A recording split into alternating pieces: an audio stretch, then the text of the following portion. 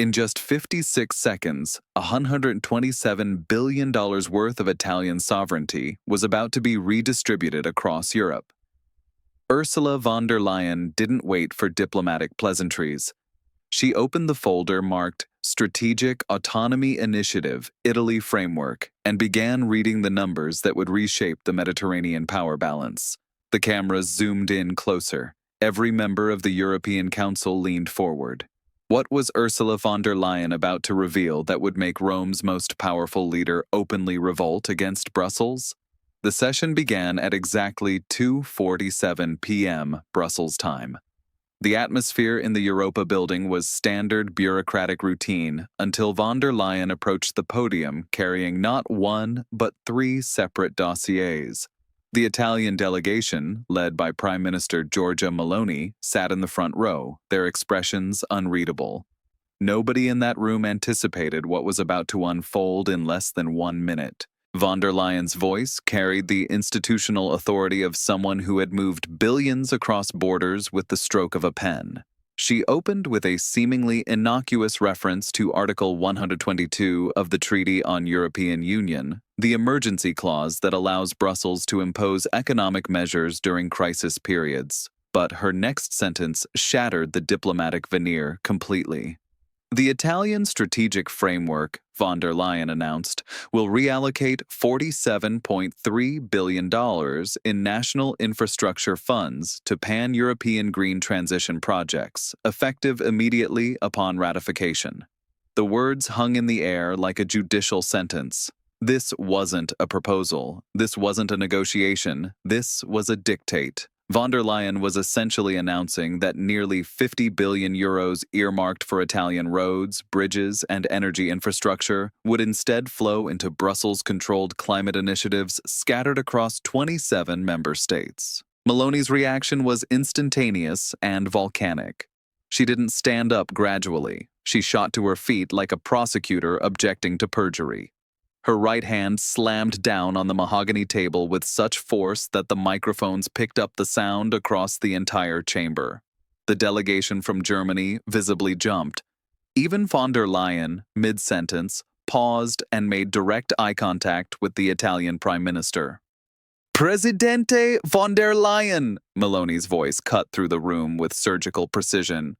"By what constitutional authority does the Commission redistribute sovereign national funds without parliamentary consent from the affected member state?" The question wasn't just a diplomatic protest, it was a legal guillotine.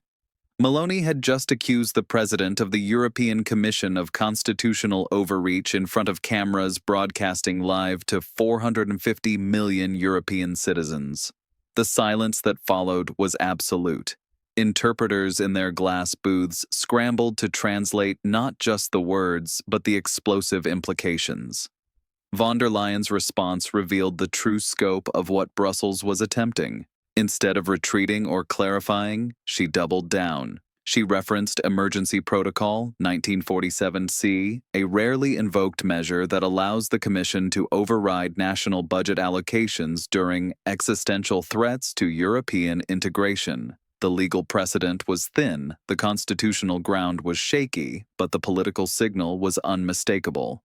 Brussels was seizing direct control over member state finances.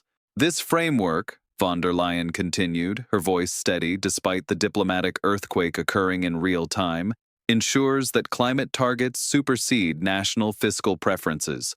Italy's contribution to the Green Deal is non-negotiable." That word, non-negotiable, triggered the revolt. Meloni didn't just object, she launched into a systematic deconstruction of von der Leyen's authority that was both legally brilliant and politically devastating. "Madam President," Meloni's tone shifted from diplomatic protest to prosecutorial precision, "the Italian people elected a government to manage Italian resources.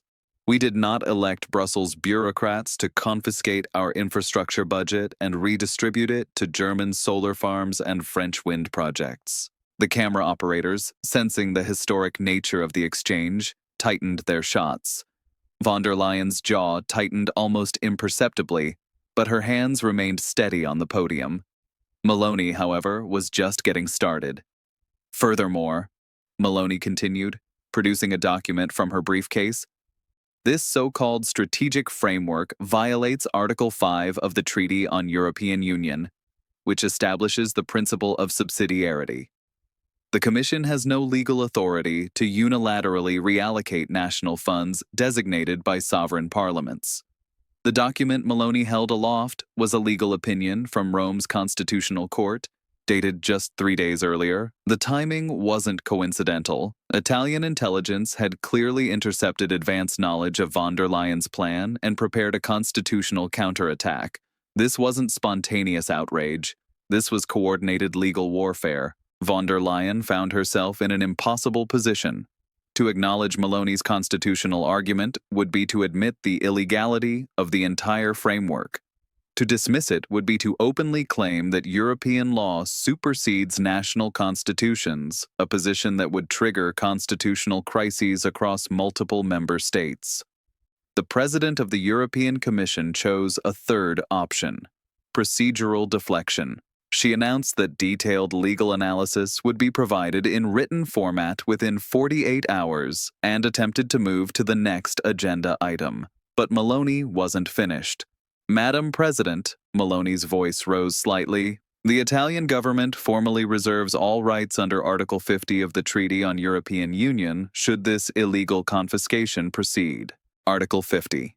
The nuclear option. The withdrawal clause that Britain had invoked to leave the European Union. Meloni had just threatened Italian exit from the EU over von der Leyen's budget grab. The threat wasn't subtle, it wasn't diplomatic, and it wasn't empty. Opinion polls in Italy showed that 67% of citizens opposed transferring more national budget authority to Brussels. The reaction in the chamber was immediate and visceral. The French delegation exchanged panicked whispers. Emmanuel Macron's chief economic advisor, seated 3 rows behind, was observed making urgent phone calls to the Élysée Palace. The German chancellor's economic advisor frantically typed on his tablet, likely calculating the catastrophic budget implications of Italian withdrawal. Even the typically stoic Nordic representatives appeared visibly shaken, with Denmark's finance minister audibly muttering constitutional concerns to her Swedish counterpart. Behind the scenes, diplomatic chaos erupted instantaneously. EU Council President Charles Michel's emergency phone began buzzing with incoming calls from national capitals. Sources later revealed that within 6 minutes of Meloni's Article 50 reference, the Emergency Crisis Management Protocol had been activated. If Italy, the third largest economy in the Eurozone, initiated withdrawal proceedings, the entire European project would face an existential crisis that would make Brexit look like a minor administrative adjustment. Von der Leyen's final response revealed just how badly Brussels had miscalculated. Instead of diplomatic de-escalation, she delivered what amounted to an ultimatum.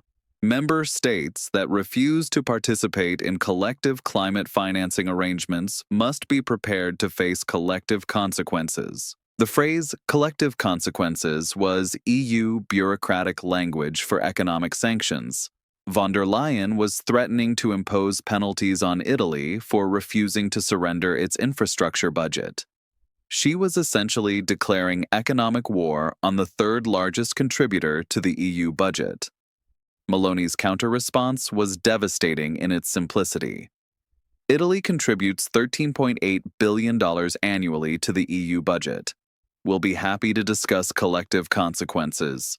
The mathematics were brutal and undeniable. Italy's net contribution to EU finances was larger than the combined contributions of 12 smaller member states. If Rome withheld its annual payment in retaliation for budget confiscation, Brussels would face immediate liquidity problems. The session was suspended indefinitely 20 minutes later. Von der Leyen left the podium without taking questions, her security detail forming a protective corridor as she exited through the side entrance normally reserved for emergency evacuations. Her press secretary, visibly flustered, canceled 3 scheduled interviews and a planned photo opportunity with Ukrainian dignitaries. The Commission's communication strategy had collapsed entirely. Meloni remained in the chamber, surrounded by reporters and cameras, delivering impromptu statements about Italian sovereignty and constitutional law. Her performance was masterful political theater, calm, legally precise, and devastatingly effective. Social media exploded within minutes. Italy first began trending across European platforms, while Daesh constitutional crisis dominated German and French Twitter feeds. But the real damage was happening in financial markets. Within 30 minutes of the exchange, Italian government bonds rallied as investors interpreted Meloni's constitutional stand as fiscally responsible governance. Simultaneously, EU institutional bonds declined as markets priced in the possibility of budgetary crisis. The 56-second exchange had triggered a chain reaction that exposed the fundamental constitutional weakness of the European Union. Brussels could impose regulations, directives, and monetary policy, but it couldn't constitutionally confiscate national budgets without member state consent. Von der Leyen's overreach had forced a constitutional confrontation that Brussels was legally destined to lose. By evening, emergency calls were flooding between European capitals. Macron reportedly demanded an immediate withdrawal of the Italian framework. Scholz's office released a statement emphasizing consultation and consensus in EU budget matters. Even the traditionally Brussels-friendly Benelux countries expressed concerns about constitutional procedure. The revolt had succeeded, not through military force or street protests, but through constitutional law and fiscal reality. Meloni had reminded Brussels that in a union of sovereign states, sovereignty still meant something. The Queen of Europe had been checkmated by the Constitution of Italy, and the entire European project suddenly looked far more fragile than anyone had imagined just 56 seconds earlier.